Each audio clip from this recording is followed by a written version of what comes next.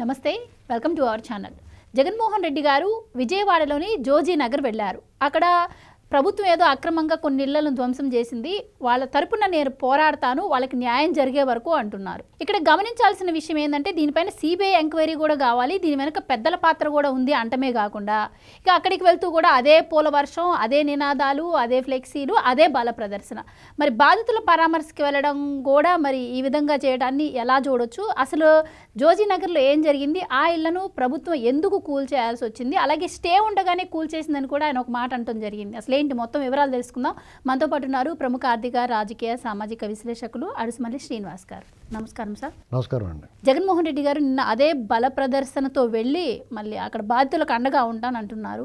ఆయన కొన్ని logic points తీస్తున్నారు. మరి సిబిఐ ఎంక్వైరీ అంటున్నారు, స్టే ఉండగానే కూల్చేశారు అంటున్నారు. ఏంటి ఆయన మాటలో వాస్తవం ఎంత? అలాగే అసలు అక్కడ ఏం జరిగింది? ప్రభుత్వం ఎందుకు కూల్చేయాల్సి వచ్చింది? ఇది ప్రభుత్వం కూల్చిన కోర్టు ఆదేశాల మేరకు కూల్చడం జరిగిందండి. అది ఫస్ట్ పాయింట్.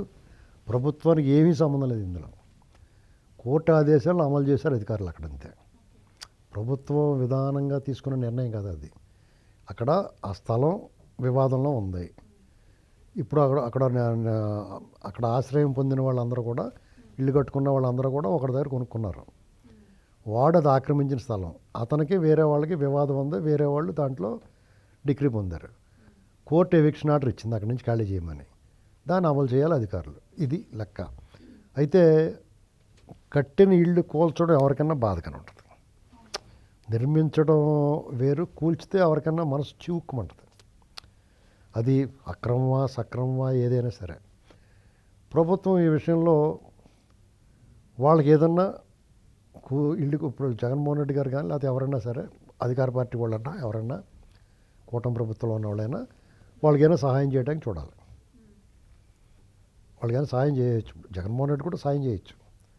తను సాయం చేసి ప్రభుత్వాన్ని కూడా సాయం చేయమని చేశారా? నిన్న సహాయం చేశారా జగన్మోహన్ రెడ్డి గారు? తను 3 ఏళ్ళ తర్వాత 3.5 ఏళ్ళ తర్వాత వచ్చిన తర్వాత చేస్తానని అప్పటి వరకు తూర్పు తిరిగి దండం పెట్టమన్నాడు.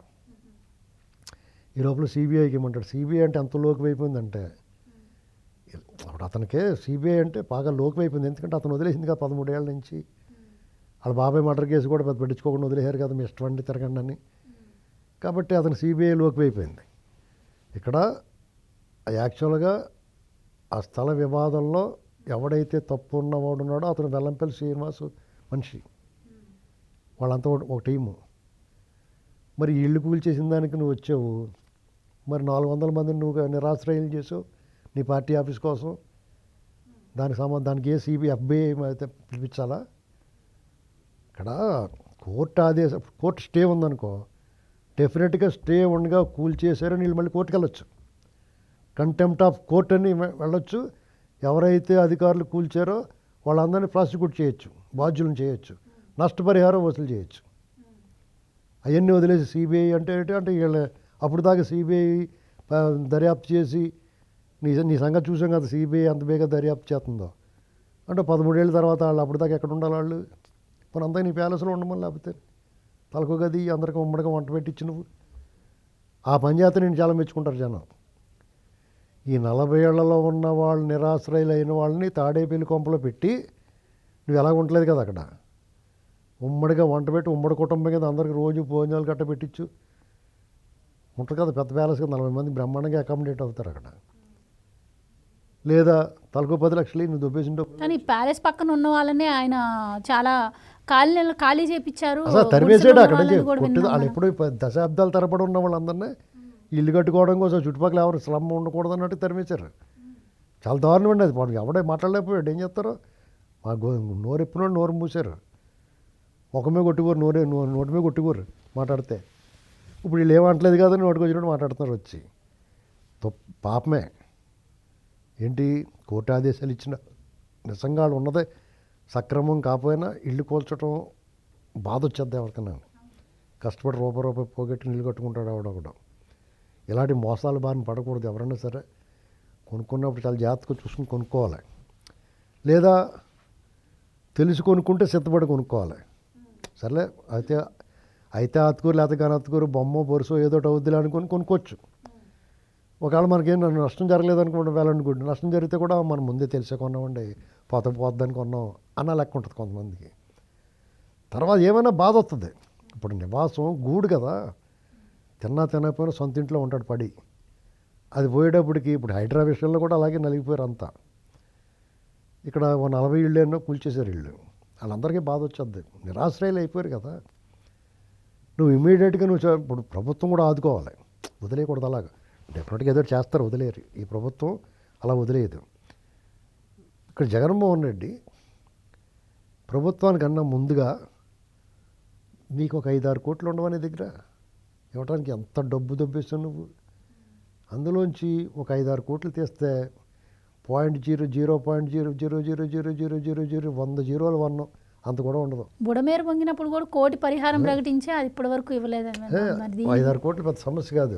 నువ్వు మంచి పేరు వచ్చేద్ది, తక్కువ మందులో ఎక్కువ తలకు 10 లక్షలు ఇచ్చేసావు అనుకో, ఏమి ఇచ్చాడ్రా బాబు అనుకుంటారు. ఆ 10 లక్షలకి ప్రభుత్వం కూడా మళ్ళీ డిమాండ్ చేయొచ్చు. నేను 10 లక్షలు ఇచ్చాను, నువ్వు 10 లక్షలు ఇవ్వి అంటే వాళ్ళకి 20 లక్షలతో ఎక్కడో చోట వచ్చినది కట్టుకుంటారు శుభ్రంగానే. లేదా ఒక 4-5 ఎకరాలు కొని తలకు ఖాతా ఇచ్చి కట్టుకుంటారా బాబు అని ప్రభుత్వాన్ని కట్టించుకున్నాడు. అందులో నీకు బాధ్యత ఉంది, ఎందుకంటే ప్రతిపక్ష నాయకులు తయారైపోయావు కదా, ఏదో పని ఉన్నట్టు. మరి బాధ్యత కూడా తీసుకో, మాట్లాడే హక్కు ఉన్నప్పుడు బాధ్యత కూడా ఉండాలి కదా. 3.5 సంవత్సరాల తర్వాత నేను వస్తాను, మీకు అప్పుడు విచారణ చేయించి శిక్ష ఎంతానంటే అప్పటి వరకు తూర్పు తిరిగి దండం పెట్టాలి వీళ్ళు. సిగ్గులేదా ముఖానికి? ఎప్పుడు ఒకటే పాట. అప్పుడు పాదయాత్ర అప్పుడు అలా చెప్పేవాడు, నడుము విరిగిపోయిందని ఎవడన్నా వచ్చాడనుకో, నువ్వు అలా కూర్చో తూర్పు తిరిగి దండం పెట్టు అన్నాడు. 2 కొబ్బరికాయలు కొట్టమన్నాడు పైకి, 2 కొబ్బరికాయలు డబ్బులు పొక్క. ఎప్పుడు ఇలాంటి పనులు చేస్తాడండి అతను. అది వాస్తవాలు మాట్లాడుకోవాలి. నువ్వు చెప్పాల్సింది ఏంటంటే, మానవత్వం లేదా మీకు, మీరు ఎలా కోల్చమంటున్నారో అని అడుగు. ప్రభుత్వాన్ని లింకెట్టేటోడికి నీ వాదన బలహీనం పడిపోతుంది. అయిన దానికి కాని దానికి చంద్రబాబు చేసాడు లేకపోతే పవన్ కళ్యాణ్ చేశాడు అని వాళ్ళకి సంబంధం లేని విషయాలు వాళ్ళు లాగేమనుకో, నీది ఏదైతే వాదన ఉందో ఆ వాదన బలహీన పడుతుంది. నువ్వు న్యాయస్థానాలకే అప్లై చేయి, విజ్ఞప్తి చేయి, ఏమిటండి ఇది, ఏం న్యాయం ఇది, ఇలా చేయొచ్చా, నిరాశ్రయాలు అయిపోతాం, కొంత సమయం ఇవ్వాలి కదా అని అడుగు. అలాగడిగితే ముందు నీ కేసులు చూడంటారేమో అని భయం నీకు, వాళ్ళ గురించి మాట్లాడావు. అయినా నీ చేతిలో ఉంది కదా వ్యవస్థ, బోళంతా చక్రం తిప్పుతూ ఉంటావు కదా. అలాగే ఏదైనా అడ్డం వేసి వాళ్ళు కూల్చకుండా ఆపొచ్చు కదా, అవి చేయవు. కూల్చేసి దాకా ఆగంటారా, కూల్చేసిన తర్వాత వెళ్దామని మొత్తం కూల్చేసిన తర్వాత వెళ్ళి గలాట. పాపం దాని మీద రాజకీయమై వాదోపవాదాలు చేసుకోవడం, దీనివల్ల పాపం ఎవరైతే నిరాశ్రయులు ఉన్నారో వాళ్ళకి ఉపయోగం ఉండదు. వాళ్ళకి ట్యాక్సులు కడతారో, కరెంటు బిల్లు కడతారో, పన్నులన్నీ కట్టారు కదా. ఇప్పుడు కూల్చేసి వాళ్ళు కూడా అన్నీ కట్టి, రేపు మాపు కూల్చేస్తాం, మీరేం కట్టినా మేము కట్టించుకోం, పవర్ ఇవ్వం, మీకు వాటర్ ఇవ్వం, కాలుతో కట్టుకుంటూ ఉండండి, మేము ఎప్పుడో కూడా కూల్చేస్తామని చెప్పాలి. ఈ సన్నాసులు ఎదవన్నారు, ఎదవలు చెప్పరు, తీసేసుకుంటారు, తర్వాత కూల్చేస్తారు వెళ్ళి. అది అన్ని చోట్ల ఉన్న సమస్య ఇది. పర్మిషన్లు ఎవడేమన్నా నువ్వు కట్టుకోవడానికి, వాళ్ళని బుక్ చేయాలి, వాళ్ళ దగ్గర నుంచి రికవరీ చేయాలి వాళ్ళకి. ఎందుకంటే ఎవడో నష్టపోయి నువ్వు ఎవడిచ్చిన డబ్బు ఖచ్చితంగా లంచాలు తీసుకుని ఇచ్చి ఉంటారు పర్మిషన్. లంచాలు తీసుకోకుండా ఇచ్చినా సరే ఆడే బాధ్యుడు. నిన్ను ఎవడేమన్నాడు, కోర్టులు కూడా వాళ్ళకి వేయాలి శిక్ష. పర్మిషన్ ఎవడిచ్చాడో అతను ప్రాసిక్యూట్ చేయాలి, ఆ ఇళ్ళు కూల్చి పరిహారం వాళ్ళ జేబుల్లోంచి ఇవ్వాలని చెప్పాలి. తప్పక దారిలో కొత్త రూల్ ప్రకారం వెళ్తాడు ఎవడన్నా సరే. నిజంగా అది ఎన్ని సంవత్సరాల క్రితం పర్మిషన్ ఇచ్చారు, అది మరి ఎవరి హయాంలో పర్మిషన్, ఎవరి హయాంలో ఇచ్చినా సరే. అవును అవును. ఇప్పుడు హైదరాబాద్లో హైడ్రాలు ఇళ్ళు కూలుతున్నప్పుడు లబోదీపం నేడుతున్నారు, ఈ అక్రమ కట్టడాలు అంటున్నారు. ఆ టైంలో పర్మిషన్ ఇచ్చినాడు స్కిప్ అయిపోతున్నాడు, ఎస్కేప్ అయిపోతున్నాడు. వాళ్ళ దగ్గర నుంచి వసూలు చేయాలి ఫస్ట్. ఆ భూమి అమ్మినోడి దగ్గర, భూమి ఎవడైతే అమ్మాడు వాళ్ళకి వాడిని పట్టు రావాలా. భూమి అమ్మాడు కదా, వీళ్ళు కొనుక్కున్నారు కదా, వాడు పట్టు రావాలా, ముందు డబ్బు కట్టరా అని చెప్పాలి. అలాగ శిక్ష అలా మారిన రోజుని మొత్తం సెట్ అయిపోద్దండి. తెలిసి వీళ్ళందరికీ అలా చేస్తే సెట్ అయిపోద్దని, కానీ చేయరు అంతే. ఎవడన్నా చేయరు అలాగా. అలా చేస్తే ఎప్పటికైనా సెట్ అయిపోద్ది. జగన్మోహన్ రెడ్డి కేసులైనా ఏ కేసులైనా సరే అన్నీ సాల్వ్ అవ్వడానికి ఒక దారి ఉంటుంది, ఆ దారి వాడరు. ఇలాగెళ్ళి అలాగెళ్ళి అలాగెళ్ళి అలాగెళ్ళి ఇలా రెండు అంటారు. మీరు అన్నట్టు ప్రభుత్వం కూడా సహాయం చేయాలి, సహాయంతో పాటు మీరన్న ఈ ఏదైతే ఉందో నిజంగా పర్మిషన్ ఇచ్చిన వాళ్ళకి కంపల్సరీ యాక్షన్ తీసుకోవాల్సిందే. వాళ్ళ దగ్గర నుంచి రికవర్ చేయాలి అంతే. ఏముంటుంది నీ ఆస్తి తెచ్చిచ్చే, నీళ్ళు కూలిపోతే ఎలా ఉంటుందో నీకు తెలిసిందా అప్పుడు అనాలి. ఇప్పుడు వాళ్ళకి ఎంత ఇప్పుడు పసిబిడ్డలు ఉంటారు, వాళ్ళ గుండె చెరువైపోద్ది. వాళ్ళు వెళ్ళి పొద్దున్న స్కూల్కి వెళ్ళి సాయంత్రం వచ్చినప్పుడు ఇల్లు ఉండదు అక్కడ. ఆ హృదయ విదారకం కదా అది. ఈ విషయం ప్రభుత్వాలు ఆలోచించాలి, న్యాయస్థానాలు కూడా ఆలోచించాలి. కూల్చేయండి అని చెప్పేటప్పుడు ముందు దాని పర్మిషన్ ఇచ్చినోడు ఎవడో వాళ్ళందరినీ మా దగ్గర ప్రవేశపెట్టండి. ప్రవేశపెట్టిన తర్వాత డబ్బు కట్టేవే వాళ్ళకి, అప్పుడు కూల్చుకోండి అని చెప్పాలి.